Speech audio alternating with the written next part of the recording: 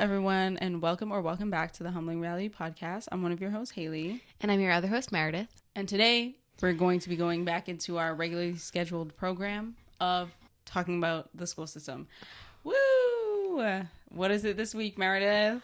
We're talking about MCAS. What was that? We're talking about MCAS. Ooh, I'm like the person from Monsters, Inc., the like sluggish lady. Mike Wazowski. We're talking about MCAS. For those of you who don't know. Oh, yeah. MCAS, no idea what it stands for, but it is Massachusetts standardized test that you start taking in 3rd grade.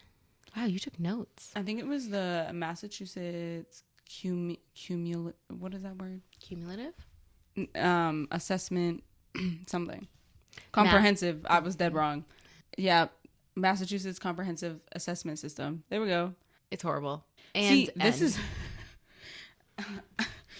yeah, basically if you want to know what it's like, how many days did it take us to complete it? How many days were we taking those tests? Do you remember? Was it 3? 1 is a practice test day. And the other 2 are the actual test. Okay. And yeah. The good thing is we didn't have homework. That's what I remember liking about those days. I was like, yes, no homework. I can go home and relax, actually. Mm-hmm. That's true. But you have to but then everyone's down your throat and they're like, no, when you relax, remember you have to relax and you have to eat well because you have to do well on this exam. You know what's funny? I really don't remember it being like that, but I think it was just a perspective thing because for some reason I remember I enjoyed MCAS. No, Haley. No, there's too many hot takes for me. That hurt my soul. I actually got defensive when you said that. I actually got a little angry. I'm not going to lie, Haley. I know I'm not angry at you, but I got a little angry when you said that. I'm so sorry.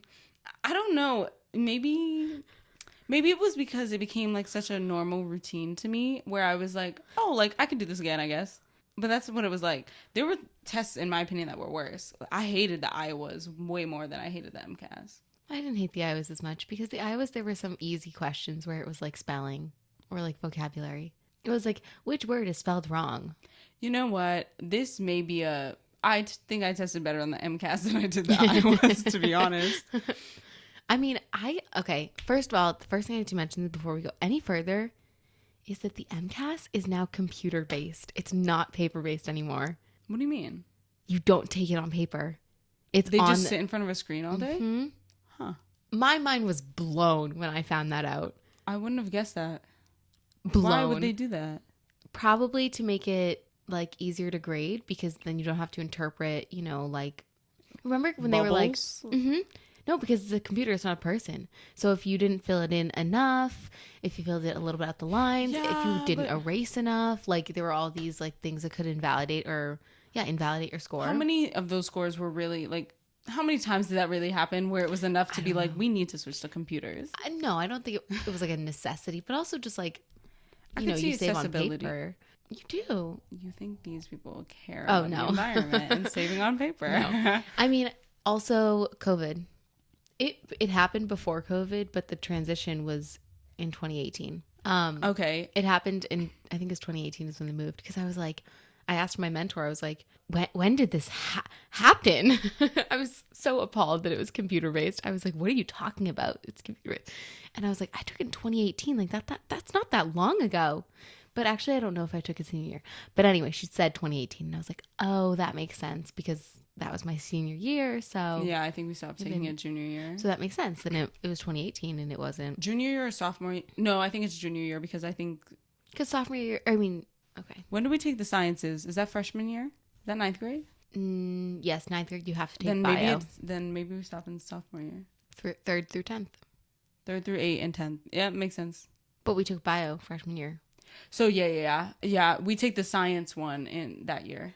The rest of them, the math, English, whatever, is the other years. Anyway, so I just had to throw that out there. Anyway. Okay. It was just long. I agree with you. It was long. The sections were just a lot. It was just a lot of questions It's like 120 questions or something. Yeah, I can't remember the number. It definitely was time consuming. I mean, I guess from my perspective, the reason I think I would have felt differently if I went to like a different school. Do Tate. I Do you feel say like more? I feel like we were kind of, a lot of our schooling was like for testing, I think. Oh yeah, 1000%. So I feel like we were probably the most prepared. Now, I'll be honest, like we definitely were the most prepared because every single year when we got back, like they'd say like the schools in the area or the cities in the area, like testing wise, and like we were always on our own because we were like a charter school, and we'd always outperform every other like public school system. And I was like, I really think it's unfair that we're even in the conversation with some of these other ones. Yeah. But yeah. then again, it was very like you could see the difference, and I was like, oh, I don't want to say exactly where we live, so we're gonna not say exactly what towns were around us, but let's put it this way. There were some where I was like, yeah, I expected them to do well. And there were others where I was like, well, yeah, they have less money. Thank you, Haley. I was going to say, what's the correlation between MCAS scores and the schools that we're talking about? Funding. And how does funding happen? MCAS scores. And how does that make sense? I thought, is it funding based on property taxes? Funding from the government Is based on property taxes or is based on your MCAS scores. So it's like, if you do better, you get more funding. But then what's based on property taxes? Property taxes pay for, like, put money towards the school district and whatnot. But you also get money, but schools also get money from the government to pay for stuff. The federal government. Okay. Got it. No, Haley, we can't walk past that. I'm like, I'm going to stop you right there. We just need to take it in, and it's just horrible. Okay. Because lower income districts don't have good funding, so they can't do better on their standardized tests, yet the standardized tests affect their funding. Respectfully, WTF. And this is one of the many problems in our education system. So I'm going to read like a little.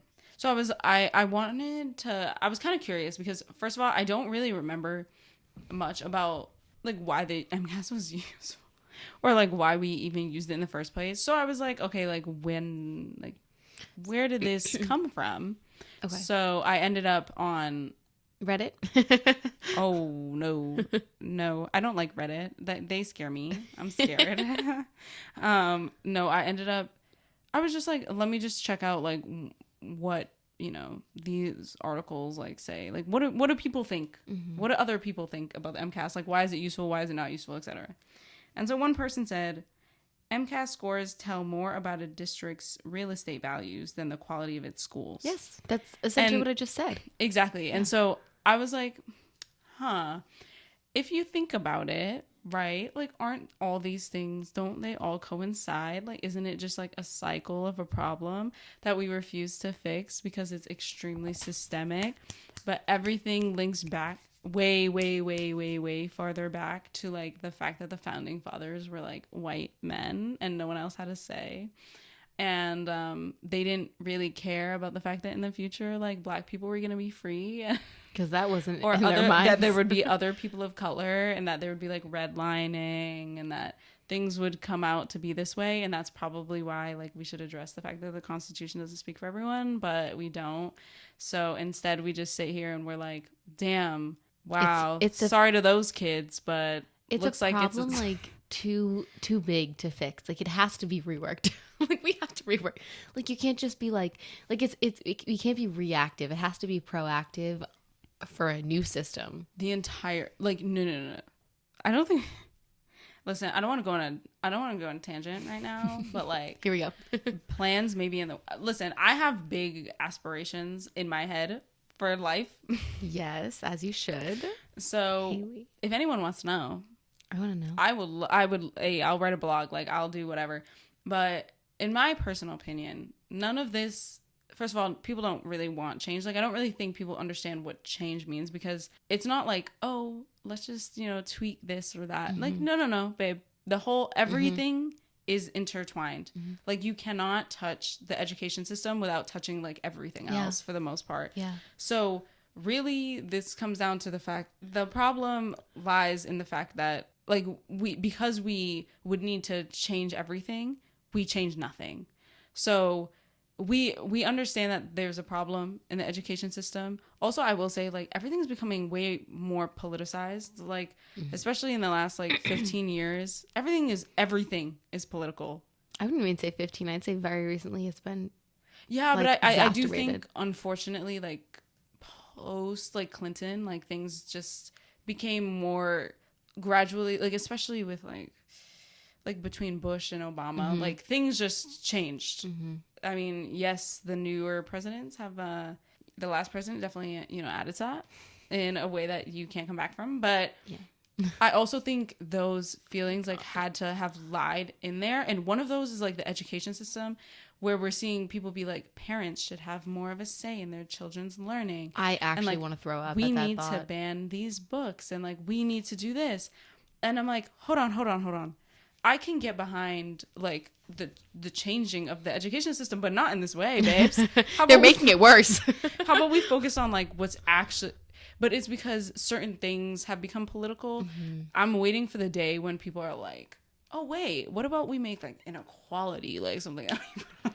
No, Haley, like that literally should I say should because I don't really have any faith in our justice system, but it should be put down because there are multiple laws that prohibit, well, not prohibit, but like there's Lau versus the Board of Education, there's Brown versus the Board of Education, there's oh no, it's Nichols versus Lau. Yes, yeah. Nichols versus Lau. I knew what you were meant. But Brown versus the Board of Education, and then I think it's Castellanos versus the state of California or something like that. California education system, something like that. But they're all in place that are like they're precedents basically that say separate is not equal. You literally cannot do that, and I think they've been solidified. What's the word? Which word? Like, you know, when they were upset that oh my god, Roe versus Wade wasn't put in, like locked in by the president. What's that word? Oh, not indoctrinated, but you know what I'm talking about. It wasn't like locked in. I think I know what you're trying to say. I don't think that we like. I really don't think that we should be able to come back from like I have a little like I have like 15%. Okay. 35% faith that our justice system won't fail us if someone is like, we should make separate but equal. No, that's not a thing. There are 3 big, huge cases that are examples. I don't know. I'm gonna say that like people don't really care because I hate to say it. If you go if you go to Boston and you look at like Mattapan, the difference between we live in the Boston area. Who cares? If you go between like Mattapan and you go like a couple towns over or a couple towns down, I don't know. You go to any like white town around there and it's completely different. Yeah, Milton? Are you kidding me? That's what that was the town. 15, Milton, 20 minutes away, yeah. Yeah, you go to Milton and then you go back to like Mattapan, even Quincy. So Quincy's largely like people of color, yeah. Or more so than other areas around there. Even different parts of Quincy. Like, I don't know, y'all. A lot of people, it is kind of... Well, that's where redlining comes in. Yes, it is segregation. Just, it's like, well, they wanted it to be that way. And it's like, no, I don't think so. Did they? Or did you just put in so many barriers that made them... Yeah, like Brockton. Like, how do you have Brockton right next to... Yeah. Well, that's the thing. It's always like anywhere in the country, it's like very wealthy towns are next to, or I should say very like impoverished towns are next to very wealthy towns. And people are like, I wonder how this happened. It's like, bro, someone threw a rock. Yeah. And we're like, this is the line we're drawing. And that the white people with money went over there and they left, you know, it was the what do they call it? White flight. When white people, especially during the age of the predatory real estate agents, they were like, please, black people, buy this house. And then white people would be like, bye. There's a black person moving in? Yeah. Gotta go. And then they'd sell it for less. They'd upcharge the price. And that's how neighborhoods completely changed. It would go from, you know, looking white as hell to not. And that's how school systems were formed. Like, sorry, Right, guys. because it was like, oh, you live in this area, you go to this school. Exactly. Yep. And that's the difference between an MCAS score that is high and an MCAS score that's low. Mm-hmm. But for some reason, and they act like it's going to change. Like, the proficiency level I read, the minimum changes like every year, basically. I am so angry about that, Haley. So angry. It's like, okay, so you and it see goes how up. people are, yes, exactly. So you see that people are like, that certain people are struggling. You're going to do absolutely nothing to address it whatsoever. And then you're going to raise it so that less people in those school systems that less people pass. And I also read, okay, I don't know if this is true. Tell me if it's true. You have to pass to graduate? Yep. No. Yeah. I'm so sorry, because you're setting the same people up for failure every single time. And for, like, someone explained, for what purpose? Like, seriously, give me a reason. I want a reason. Because you clearly don't care. And then those kids drop out. Mm-hmm. Those kids drop out because they're like, okay, well, if I can't graduate and I'm not taking this damn time. I think, so I work with students whose first language isn't English, in case you didn't know. I think being a high school, so it's called an ESL teacher, English as a second language teacher. I think being a high school ESL teacher, I don't think it's the hardest job, but I think out of all the ESL jobs, like, that is the one I would absolutely not want to do, because respectfully, this is going to come off like harsh and critical, not meant to. It's just like a genuine thought. What is the point? And that's why a lot of them leave. And I'm like, I don't have a good enough reason to tell you what the point is, because respectfully, you're not going to be proficient enough in English. If you come in first day, freshman year, I don't think, okay, and this is like whatever deficit mindset, you can hate me for this.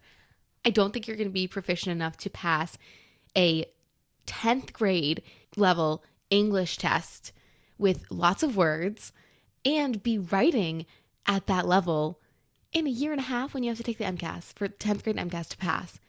Oh, you also need to take the bio one to pass. Like, I don't think it's going to happen. And so they don't stay in school. And I'm like, I don't blame you.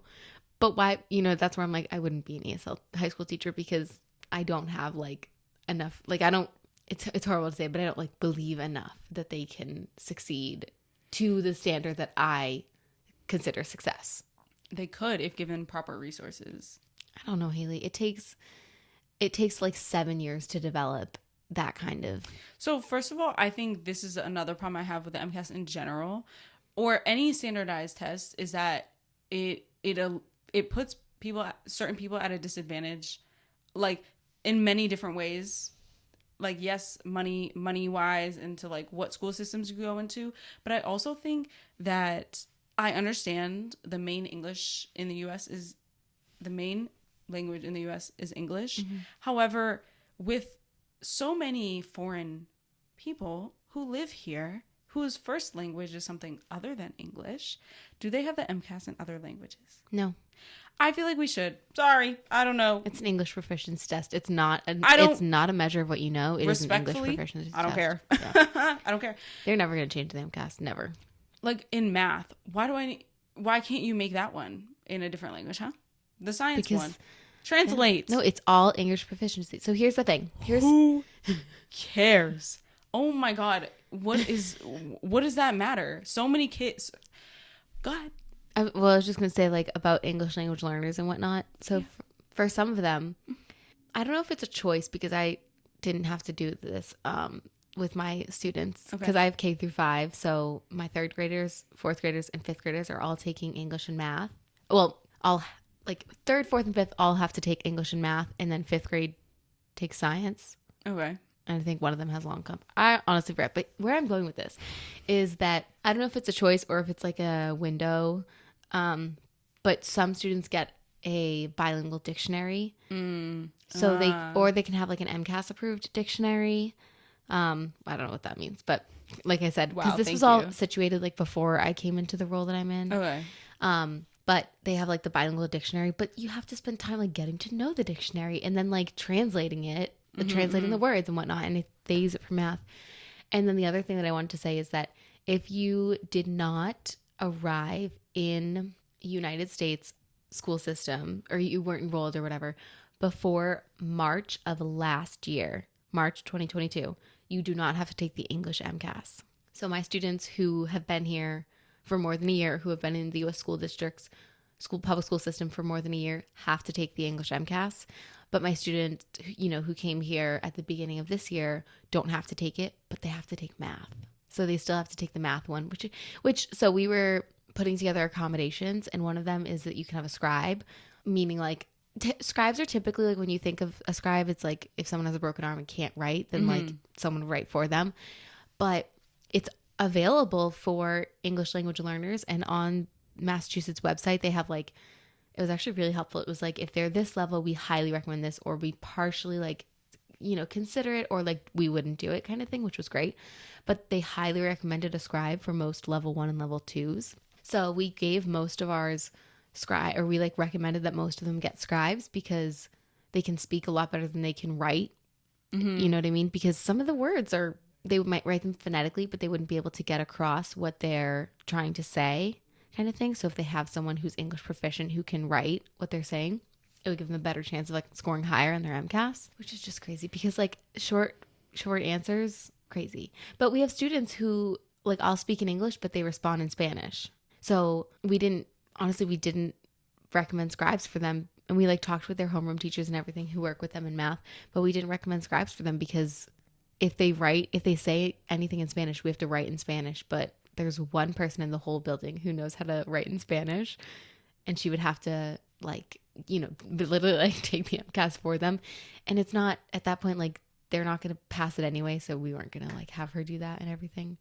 But for some of them, it really is going to be like just a major stressor that like they don't know English. And we did not need a test to tell us that they don't know how to communicate their math knowledge in English. We did not need a test to do that. So I'm like, can they be exempt, please? But no, they can't be exempt from math. Only reading, or only English, which I'll take, but silly. And the other thing that really bugs me, if I may continue. Go ahead. Okay, thanks. Because I have a bone to pick with MCAS. Clearly. So like I said, I service kids kindergarten through 5th grade. Mm-hmm. In the mornings, I have mostly 3rd through 5th grade. So this next month and a half is going to be, like, my schedule is just going to be crazy because it's all MCAS. Like, some kids are going to be there. And then the other thing is the kids who aren't taking it, the multilingual learners, the English language learners who aren't taking the MCAS can't be in the room. So they have to come with me because they can't, like, be on a platform in the room. Like, you can only be doing MCAS in the room because of all like restrictions and everything. So they have to just hang out with me for the entire morning. And, I have like 2 5th graders, and they're 2 5th grade girls. And I was like, I literally asked the assistant principal, I was like, respectfully, I don't want my schedule to be interrupted because of MCAS. I know that's literally impossible, but it's not fair that you're asking me to not service my kindergartners because of this stupid test. And I literally said that. And she was like, okay. And I was like, can they come with me? And she was like, oh yeah, sure. So the 5th graders are being like my little helpers for kindergarten because I was like, I will not let this stupid test ruin their services. Because then that's a month and a half that they're not getting services. Granted, it's like 2 days a week, but I was like, no, this is silly. Silly. So anyway, I put my foot down about that, but then my 4th grade boys simply cannot be helpers. They are too much of that. I would be like, chaotic evil. Oh, so chaotic evil.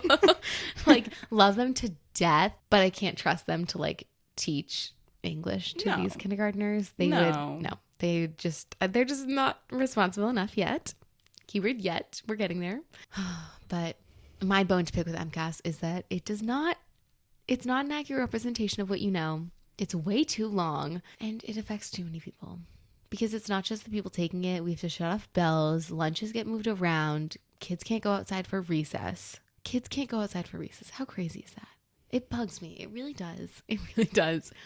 It's just like the whole school shuts down for a stupid test. But when we had our test, they didn't do anything. Do you think Meredith cares or likes this test?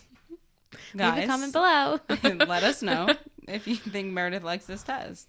Scale of 1 to 10. How much does she care? How much does she like it? Like, and I keep saying this to teachers, and they're like, no, Meredith, like, it's fine. Like, if you can't service, you can't service. And I was like, no, sorry. I'm gonna do my best. I like not barked like at a teacher, but like I was just like, well, I just don't agree with that. Like to one of the kindergarten teachers that I'm like very friendly with, and she laughed it off, whatever. But I was like, I'm gonna do everything in my power to make sure that these kids get their services, because I was like, it's so frustrating. Yeah. In part, I like to be delusional and think that like our generation has like enough power to maybe someday, one day, like acknowledge and recognize that.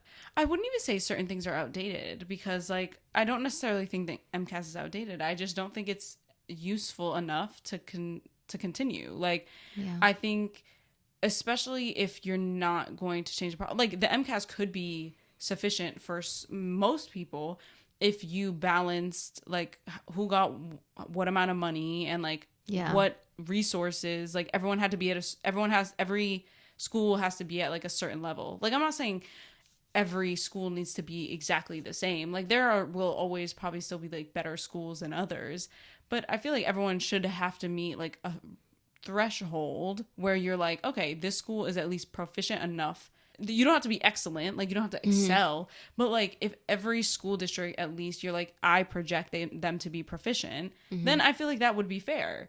But that's not the case. No. So it's like, if you expect what, like, I mean, I don't know how many school districts overall, like I don't know exactly what the numbers are, but if you expect certain schools, you go into the thing and you're like, okay, there's an 84% chance that this school will have the same general results as last year, which is likely the case, because not like anything's changed in a year.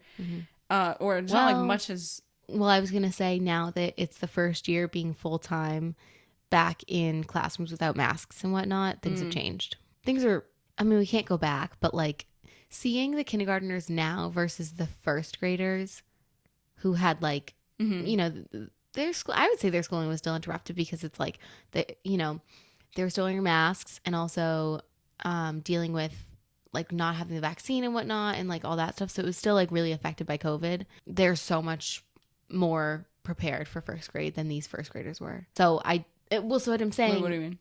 Who's more prepared? These kindergartners now are more prepared for first grade than the first graders were coming into the year. Got it.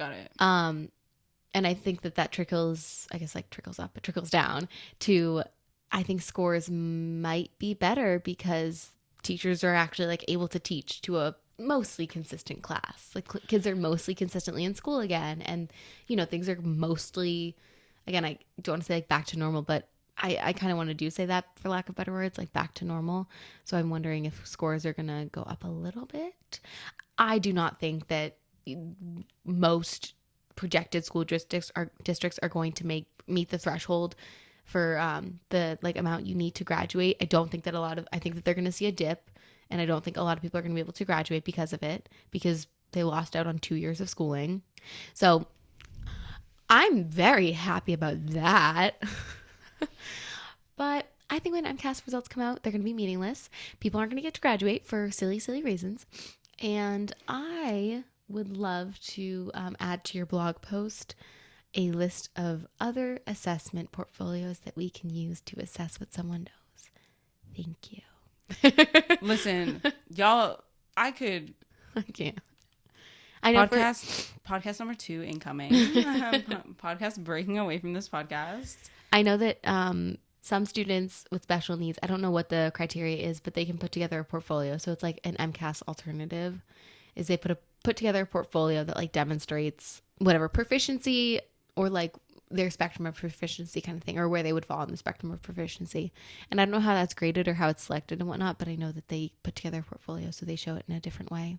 I don't like any standardized tests, to be fair. I don't. Oh yeah, I never looked forward to it.